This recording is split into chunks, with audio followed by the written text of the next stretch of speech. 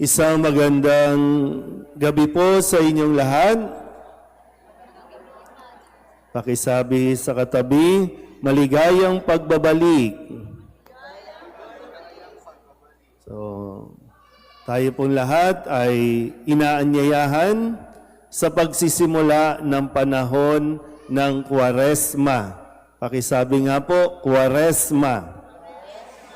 Kapag sinabing Kwaresma o Lent, yan po ay 40 days o 40 araw na paglalakbay, 40 araw na paghahanda para sa pagdiriwang ng Misteryo Paskal, yung ating pagpapakasakit o pagpapakasakit ni Kristo, pagkamatay at muling pagkabuhay. So ganun po katindi yung pagdiriwang na iyon para kailanganin natin ng 40 araw na paghahanda. At sinisimulan yan sa panahon o sa araw na ito ng Miyerkules ng Abo.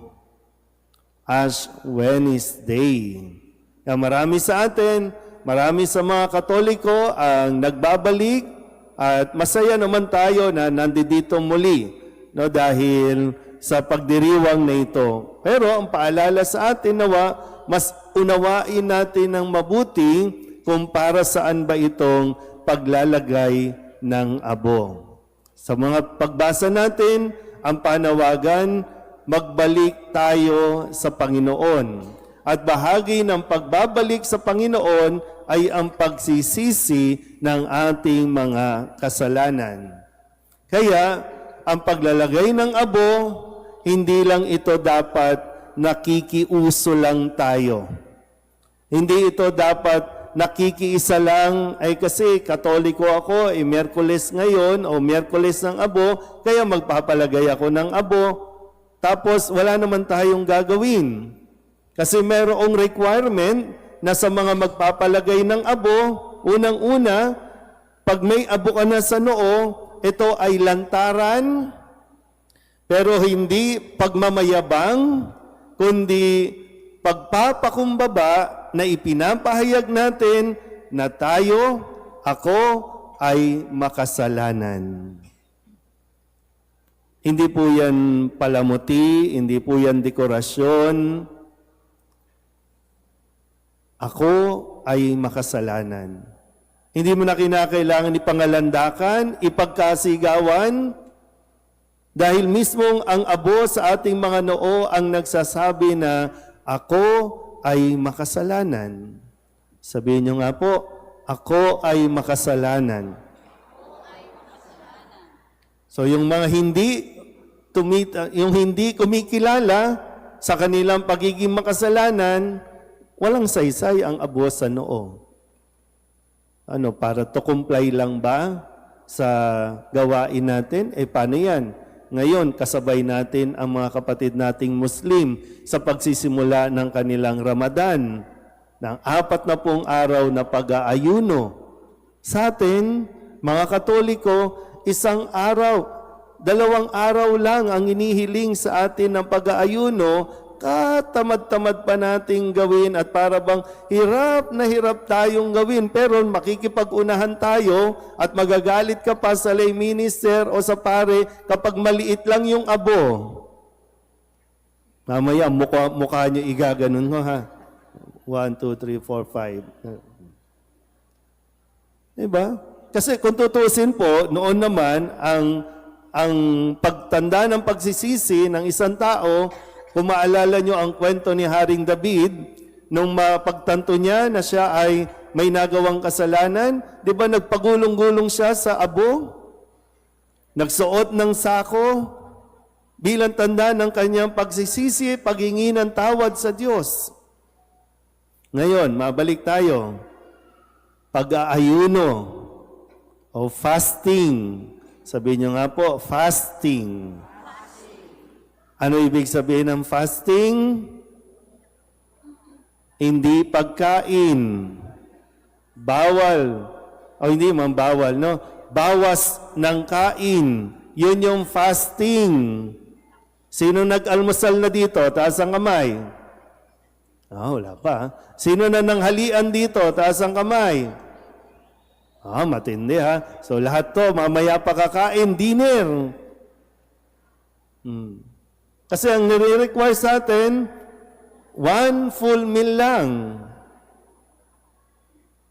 Baka naman nagpalagay tayo ng abo, mapapalagay tayo ng abo, pero walang pag-aayuno na ginagawa. Bagamat sabi dito, kung mag-aayuno tayo, tiyakin mo na hindi ito pakitang tao lang, hindi pa imbabaw lang. At ang Diyos ang nakakaalam at nakakakita ng ating intensyon. Fasting. Sabi ng ating mga obispo, ang CBCP, hindi lang tayo sa pagkain dapat mag-fasting. Kailangan din mag-fasting sa paggamit ng mga digital o media, social media, ng internet, ng gadget, fasting din. Nang sa ganon, mas makapaglaan tayo ng maraming oras sa ating kapwa, sa inyong pamilya, lalong-lalo na sa oras ng pananalangin. Kaya ang Miyerkules ng Abo ay palatandaan at paalala sa atin na pakikipag-ugnayan natin sa Diyos. So handa ka ba dito? Handa ka bang maglakbay ng 40 araw o baka mamaya lang pagkatapos ng paglalagay ng abo? Wala na. Ang susunod mo na naman pagdalo ng misa ay yung, mahal na araw.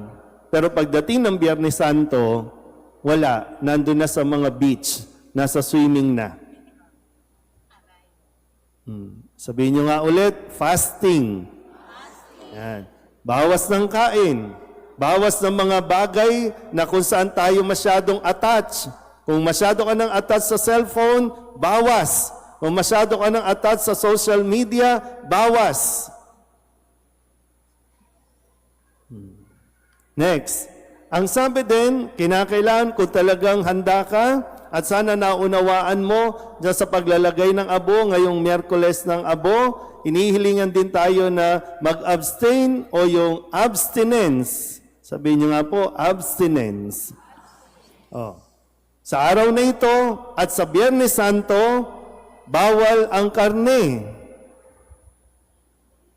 Kumusta ang kinain nyo kanina? Dapat isda, gulay. Diba? Kaya nga, kung tayo pong mga matatanda na nakagawian natin, diba? Hindi natin naunawaan noon, pero bakit pag Biyernes, galunggong at munggo ang inihahain? Diba? Galunggong at munggo. Medyo napalitan lang kasi nagmahal ang galunggong. Mas mura pa yung baboy, kaya tuloy, puro baboy. Kaya ugali natin, baboy. Pero, yun naman. So, handa ka ba talaga? O baka mamaya naman, mahiya ang baboy sa'yo kasi mayroon kang abo sa noo, tapos nandiyan ka sa sanjupsalan, o nandiyan ka sa mga barbecuehan, at talagang pipila ka pa, maghihintay ka pa. Mamaya ha, pag may nakita kayo nakapila, tapos may abo sa noo, Katoliko yan, pektusan nyo yung gitnang-gitna para matauhan. Kasi para nga saan? So mahuhulog tayo doon sa mga paalala na baka pakitang tao lang ang ginagawa natin, hindi naman natin mapanindigan. Ay sayang na naman ito eh. Wag na.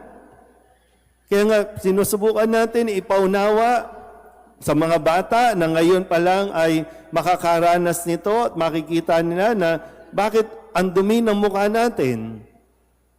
O hindi yan dekorasyon.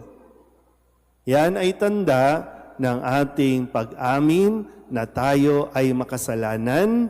At dahil lahat tayo makasalanan, wala isa man sa atin ang may karapatang manghusga ng kanyang kapwa. Dahil kahit sino sa atin, gaano man kalaki ang ating kasalanan, handa ang Diyos na magpatawad. Handa ang Diyos na tanggapin tayong muli. Naghihintay nga lang. At masaya ang Diyos na naririto ka. Pero paalala ulit, ha? Magpapalagay ka ng abo. Tapos hindi ka naman magkukumunyon. Ano na naman ang inaarte-arte mo? Ha? Diba? Minsan, papalagay lang na abo. Pag nagpalagay na ng abo, kakaripas na, aalis na. Iba, hindi magsisimba. Abo lang talaga. Mamaya may matitira pong abo. Singhutin nyo yung abo. Sige. Diba? Yung misa, yun yung pinakaya nga, nandito tayo. O, ibig sabihin, okay na ang Diyos. O, gusto niya, kasalo ka sa pagkain. Tinanggap ka na nga ng Diyos eh. O, mag-celebrate tayo. Di ba ganun? Tapos ikaw, mag-iinarte ka na naman, hindi ako karapat-dapat. Eh, wala nga karapat-dapat kahit ako. Kahit sino dito, walang pwedeng mag-claim na karapat-dapat siya. Pero dahil nga napakabuti ng Diyos, kung kaya't binibigyan niya tayo ng panahon, ng pagkakataon, na nawa, no, sa loob ng 4 na taong ito, magkaroon tayo ng lakas. Kaya nga kailangan mong kumain. Tanggapin si Kristo sa komunyon. Nang sa ganon, magkaroon ka ng lakas, makapagkumpisan. Tanungin niyo nga yung katabi ninyo, kailan ka huling nagkumpisan? Sige. 10 years, 5 years, 3 years, first communion, nung kinasal. Diba? Ganun ang mga, pag tinatanong, kailan ka huli nagkumpisa? Hindi ko na po maalala, Father. Ay, naku, patay tayo dyan. Ano, diba? Pero sa Diyos, diba? Pag nandiyan ka na, okay na yon. Kahit gaano pa katagal yan, okay na yon. Ang importante, nandito ka. Sabihin niyo nga ulit sa katabi ninyo, masaya ang Diyos na nandito ka. Kahit hindi masaya yung katabi mo, no? Pero importante ang Diyos, masaya. Importante ang Diyos, tanggap tayo. Hindi man tayo matanggap ng ibang tao, hindi man tayo mapatawad ng ibang tao, ang importante, napapatawad tayo ng Diyos at nawa patawarin mo din ang iyong sarili. Huwag mong husgahan ang iyong sarili. Amen?